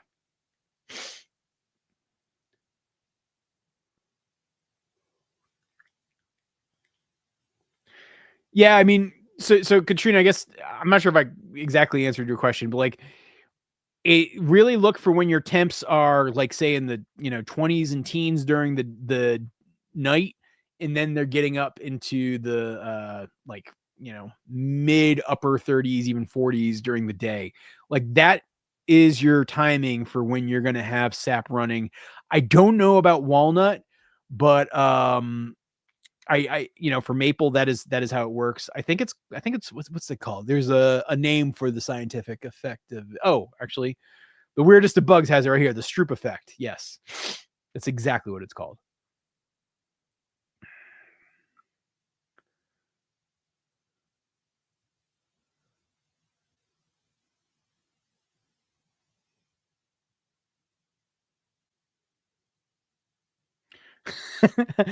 I don't know if you're being facetious or not, and I could actually agree with either take on that one. So you might be right. So yeah, I don't know if you're busting my chops. Can you explain where the different cattle are in the winter? Yeah, actually, here we go. I'm bringing up this drone shot just to be a still here for a second. Let's see, does it go? Okay. So if you look on the far right-hand side where that big red barn is, basically almost wrapping entirely around the half of that entire gigantic barn is where the cattle are, and they can actually go underneath. There's like a tunnel that goes underneath part of it as well. And so it's about almost an acre of space that those cattle are in. And that's where all the moms and all the females are. Then further back, like almost like across the lane, you can see like a little shed. I'm not sure if you can see me with my arrow on this or not, but like, oh, wait. Oh, does this let me? I thought they had like a telestrator tool. Cancel. I thought there was like a telestrator tool that they had just introduced here in StreamYard. I was like, oh wow, that would be really cool if I could do that. Oh, actually, I think now you can see it. So back here is where the boys are. So the girls are over here, the boys are over here. There's like an alley of about, I don't know, they're about 15-foot alley that runs in between the 2 yards. So they're not even like up against each other. And so that's where everybody is.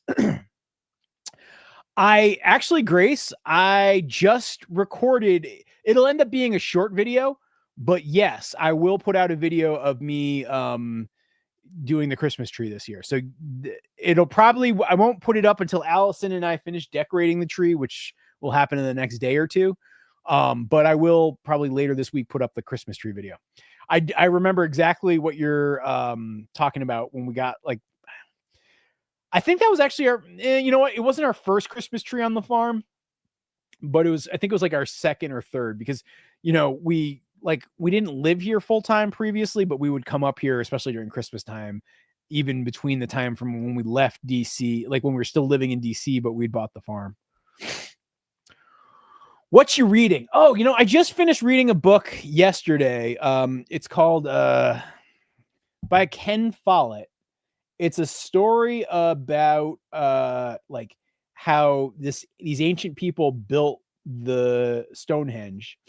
Hold on. Today I didn't actually listen to any books. I just listened to podcasts. But yeah, where was it? Hold on, I'm looking at my library on Audible to tell you exactly the name of it. Circle of Days by Ken Follett. That is the book I most recently read.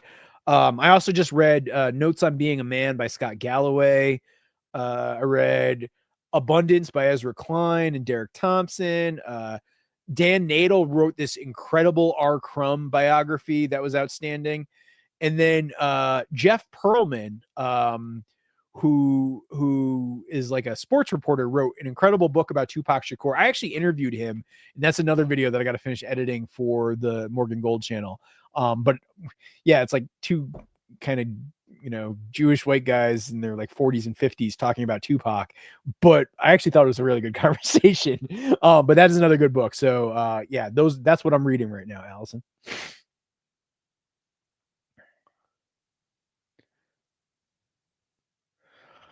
I don't have any plans to get a new dog anytime soon. Yeah, I just don't. I think one of the things, and I know I've talked about this before in live stream because people always want to ask about the animals, like what new animals you're going to get.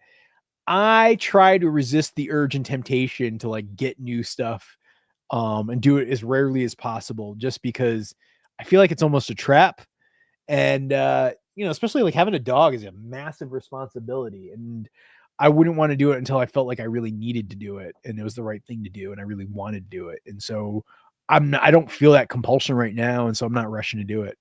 But I completely agree with you about the idea that they are important, and yeah, they mean the whole world to you. Like, you know, one of my favorite moments in a day is when I get up in the morning and I go outside to do chores, and like I got Toby and Abby waiting right there at the gate for me.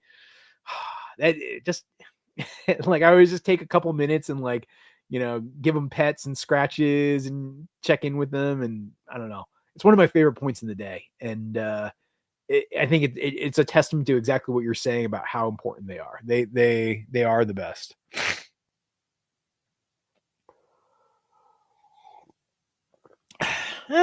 I mean, 20, sometimes even 30 years, but like, you know, Highlands that are, you know, beef Highlands that are, you know, producing offspring on the regular, you know, somewhere between like probably 15 and 25 years.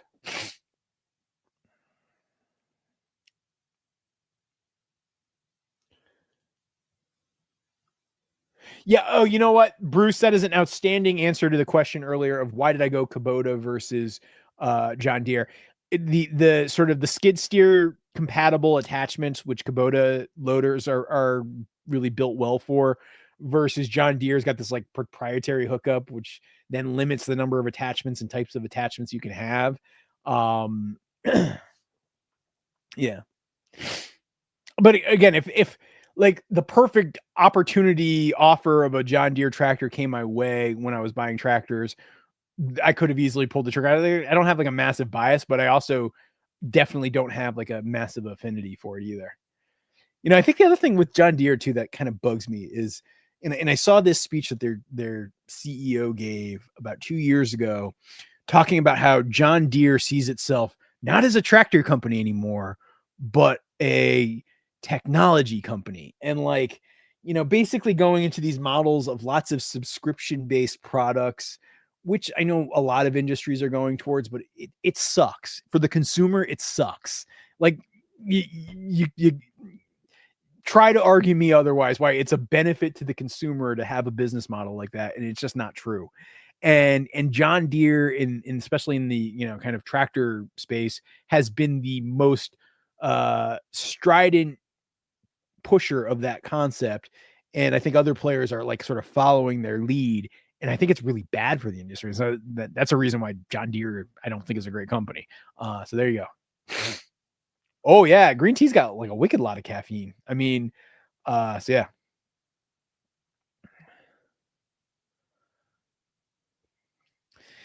You know what? Actually, it's funny, Ginger Storm. In the video I put out on Monday, I will actually show you exactly what the numbers difference is. The short answer is that you make more with the retail cuts, but when you start to assume like how many hours you have to put into stuff and like a lot of the other aspects of like what it takes to sell the retail cuts of meat to get that higher price, you actually don't make that much more money. And so no, the answer is no. I don't anticipate a large difference. I'm actually pretty happy with it. I will also, before the end of this year, it'll be like in late December, I will put out the video of how much money the farm made, and you will see the information on like all the numbers. I can feel my allergies going crazy.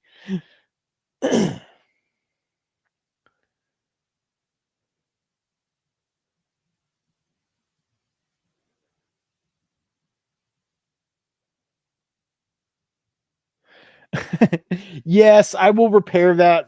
I might even do it tomorrow, only because we're gonna get like a cold spell. I think we're going into the negatives for the first time this winter. I think like later this week, and so I will probably repair that hole the next day or two. Maybe I haven't made up my mind. I don't know.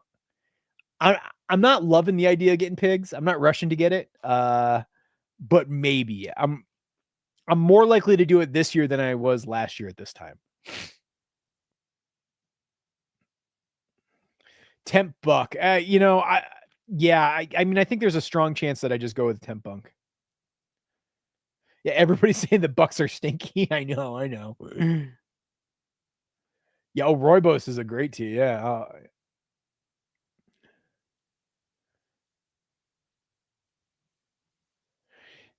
You know what, Danny? I actually might very much take you up on that one. Let's keep talking about that because mini Nubian babies. Yeah, like yeah, because I don't know. I don't necessarily want to have like a whole bunch more dairy goat moms, and so the kids are more to get the moms into milk and then have somebody to milk share with more than anything else, in my opinion. So yeah, let's definitely talk about that. Oh yeah, we are fully snow tired up on all of our cars at this point.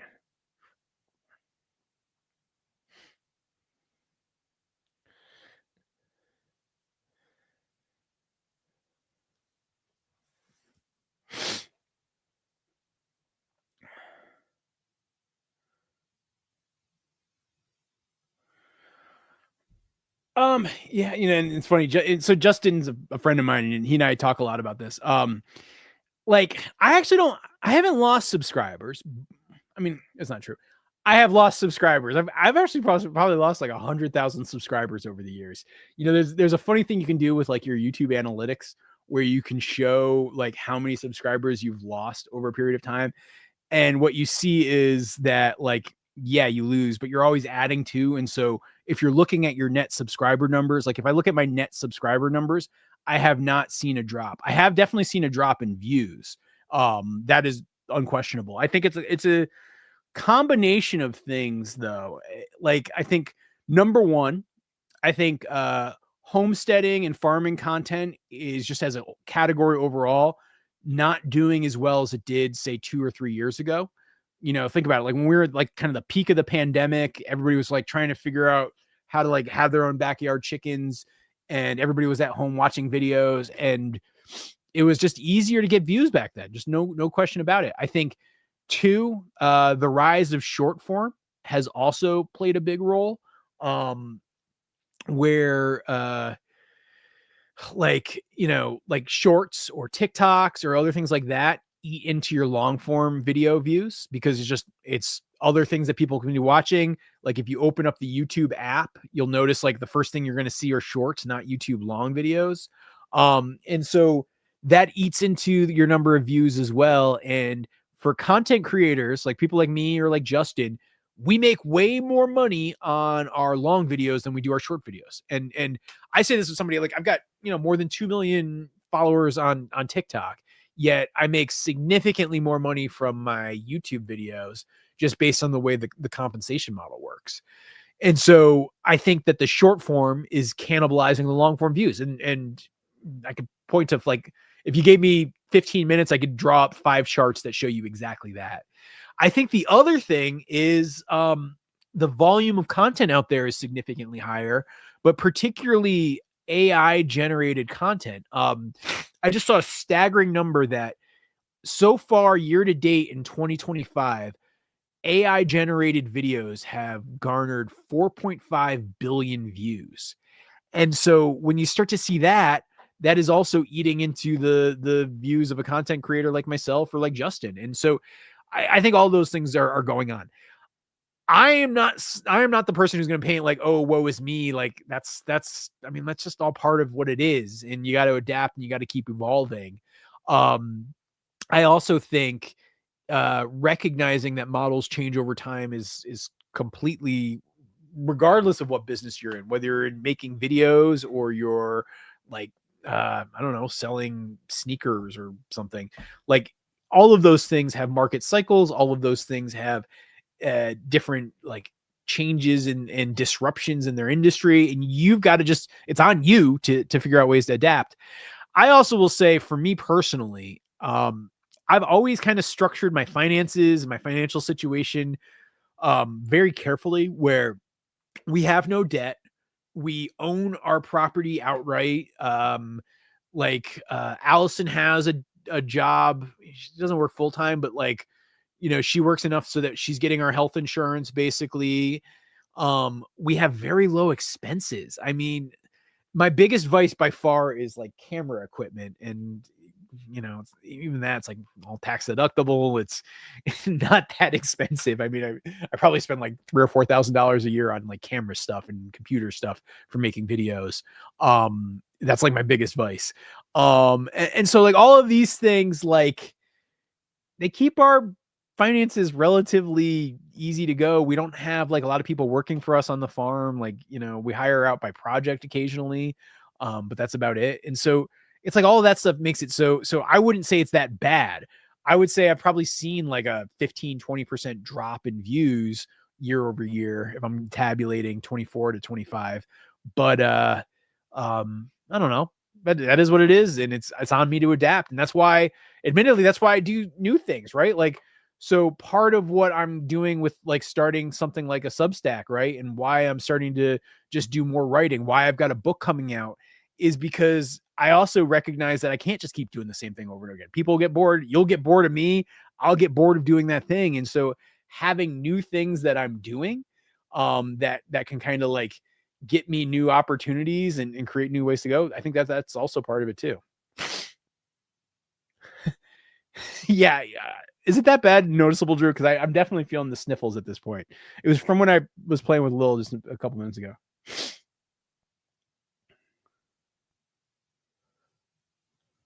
Yeah, it is Mao. That's exactly the name of the brand.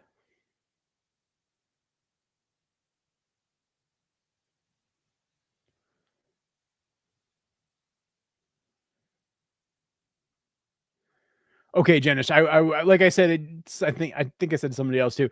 I will be going through and making sure, and I will follow up with you directly.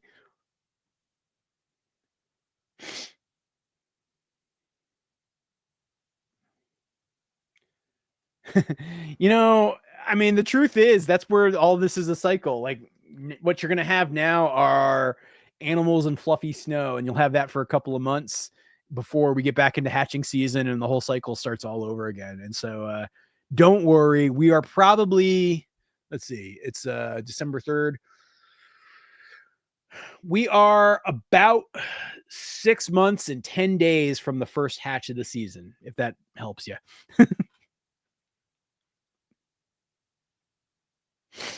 I actually did a lot of cleaning of clutter in the last couple of weeks. I didn't talk about it too much in videos because who cares about it really, other than maybe my wife.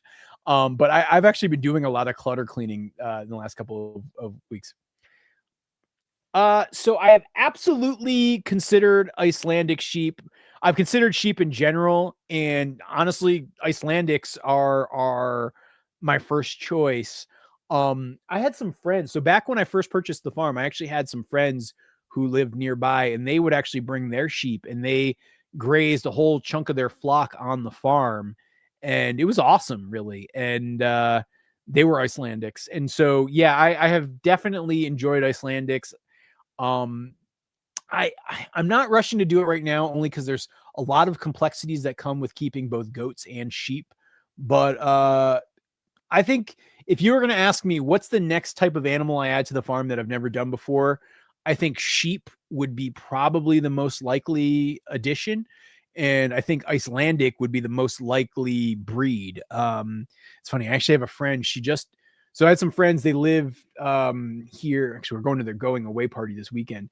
They have lived up here, not too far from us. They have been raising, like on a homestead, Icelandic sheep for several years. They just dispersed their flock because they're moving to France. They decided to leave the US. And yeah, like I when they were doing that, I was seriously thinking, like, maybe what if? But I decided not to, just to keep things simple.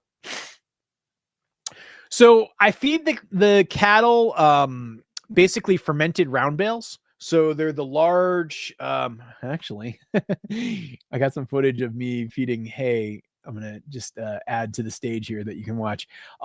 So they're like the large. They look like the big marshmallows, and that is primarily what I feed the cattle in the winter months. And I usually go through a couple of those a day. I'm sorry, a couple of those a week. So it's like about one a day is typically what it amounts to. And yeah, hang on. I'm gonna try to find the footage. Yeah, here it is. So yeah, like this is what the round bales actually look like. I was trying to figure out hold on. So it's like these round bales are what they are. I didn't have my tripod this morning for this camera, so I was like trying to find a way to like make it sit, and it wouldn't sit. So that's what's going on here. But those are the hay bales that I feed the cattle. You know what? I got to do so. I have some drawings. I got to just finish them and make them. I will probably actually try to do that this week, just because I know people like to have new merch, particularly this time of year. Um, so yeah, I'm actually going to show you one design. Hold on. Let me see if I can dig it up. This is a fun one. Oh no. There. Hold on. I don't know. What do you guys think? Should this be a shirt?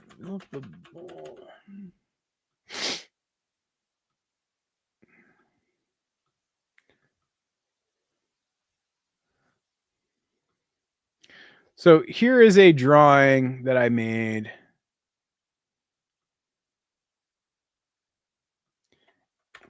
The title of this shirt, I was thinking of having it say "Milk the Bull by the Horns." It was intended as like a goof on my like it's basically a ripoff of what I did for my book cover. And the idea was like have it be like "Milk the Bull by the Horns." I don't know. Curious on what you guys think. But that is a shirt a design that I do have in the works.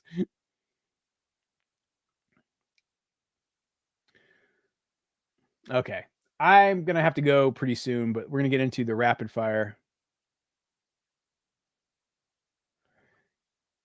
Oh, well, I appreciate the kind words there, Frederick. It seems like, yeah, was there a war breaking out on Facebook I just wasn't paying enough attention to? I think there might have been. But yeah, if you guys want, like I said, new comics come out. I got a new comic that comes out every Monday. This Monday's story is going to be a retelling of Christmas Story.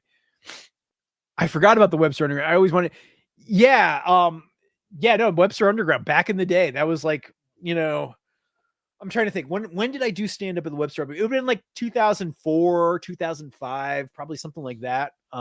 Yeah. Me and some friends, we all did it together. It was like me, and I think I had like 3 or 4 friends who came and helped me out, and yeah, it was good.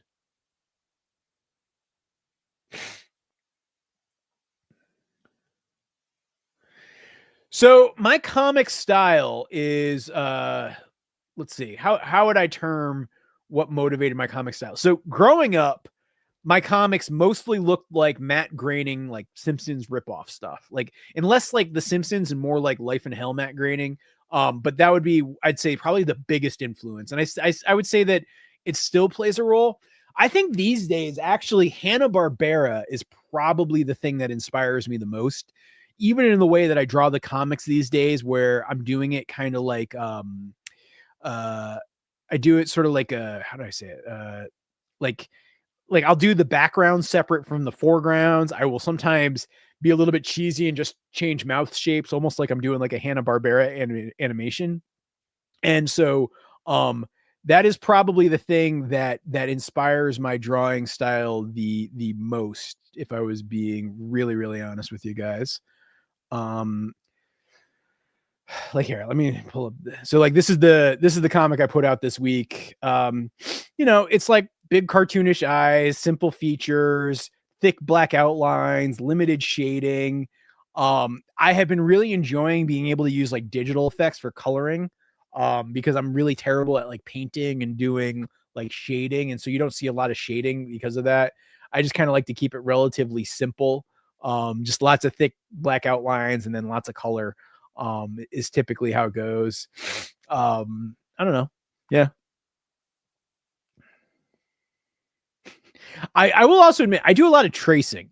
I trace a ton of stuff. Like, so for example, this lamp that you see here in the lower corner of this panel, like I traced that lamp um from a photo. And so I do a lot of tracing as a way to like capture things. Sometimes I'll trace poses, like actually this one, I think I freeze framed from a movie, and like I just did kind of like a gestural sketch and then like drew a cartoon overlay on top of that gestural sketch. I do that a lot in terms of how I draw a lot of these as well. Yeah, it's a big part of it.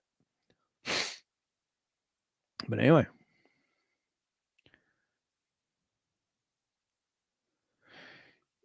every so often you just sort of fall out of favor in the algorithm, and that is just what happens. I probably won't get another bull anytime soon. What I'm really trying to do is get a setup where I can actually breed some of my girls with AI. And that would be actually how I promote it. And so ultimately I would have 2 herds for a while, where it's like I have the Macho Man herd and then the non-Macho Man herd. And then maybe in like 3 years or so, that would be when I do like sell Macho Man, and then I bring in a brand new bull for everybody. I also realize I'm getting to the point where I'm about the number of cattle that I feel like good about having. And that I don't think I really want to go past 30. And so, you'll see me go up, but then you'll see me like cut back down again. And just much like I've been doing right now. And so you'll see me consistently hover between, say, like 20 and 30 head of cattle is where I intend to be. Yeah.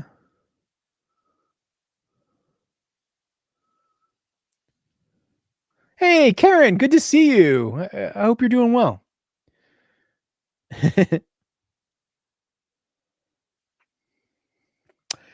I didn't create a solid panel. I actually have considered it.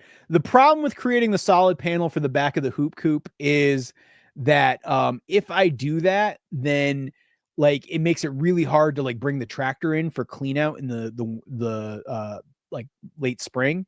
And so that's why I still go with the um like the canvas cover that I have in the back.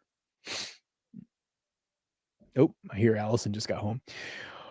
All right, you guys, I will be back with another video tomorrow, and there will be a few special live streams popping up in the next couple weeks. So I don't know if you follow me on Blue Sky or Twitter, you'll usually see me pop up there.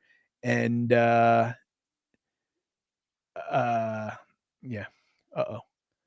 Wow, people are really mad. There seems like a hound hunting conflict going on. I got to go look into this. I've been so busy in the live stream, but you're not the first person that I'm seeing comment about this tonight. So I got to go look at what's going on. But yeah, I hope you guys have a great night. And like I said, new video tomorrow. Talk to you soon. Bye.